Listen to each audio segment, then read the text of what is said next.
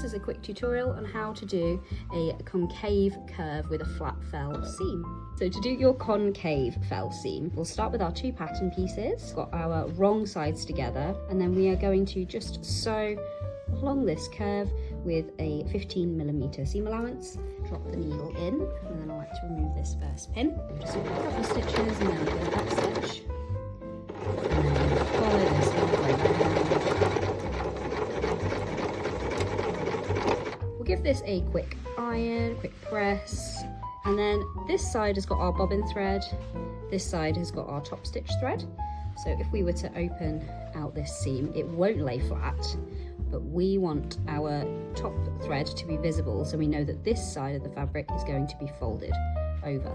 So we're going to turn over to our bobbin side of the fabric and trim this seam allowance down to about 5mm.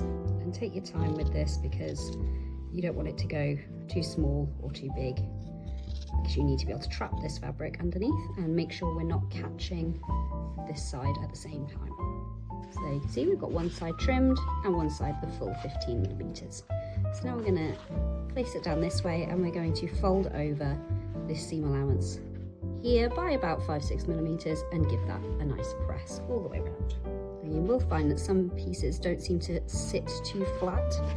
That's okay, just move down slightly and press it in smaller sections. Now, if you're finding that your seam is getting really bulky on this section where it's folded over, you can go in, a bit like we did on the convex curve, and just do a couple of little snips, little triangles, which will help the fabric lay a bit smoother. Pin it all the way around if you want to, or you can just take it straight to the machine and kind of manipulate as you go. Now we've brought this up to the machine, we just want to align the needle about 2mm in from the edge of this pressed seam. Now this one is a little bit fiddly and you will have to move your fabric so that things can lay down flat.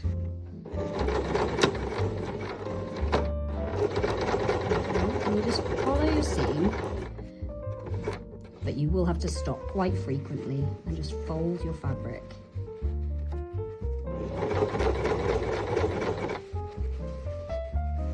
And you might find that it gets a little bit bunched up, but this is where you go really slowly, drop your needle in.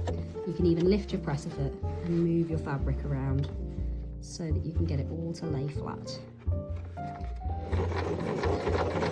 Nice straight there. When you take it out of the machine, it will look something like this. So it's quite tricky to do this over this type of curve, but as you can see, it's relatively neat. I would probably do a couple of practice runs before doing this on a garment. These kind of flat fell seams are better on straight edges, slightly easier on a curve that goes this way. If you keep pressing it, any kind of little creases, you can kind of almost make those disappear.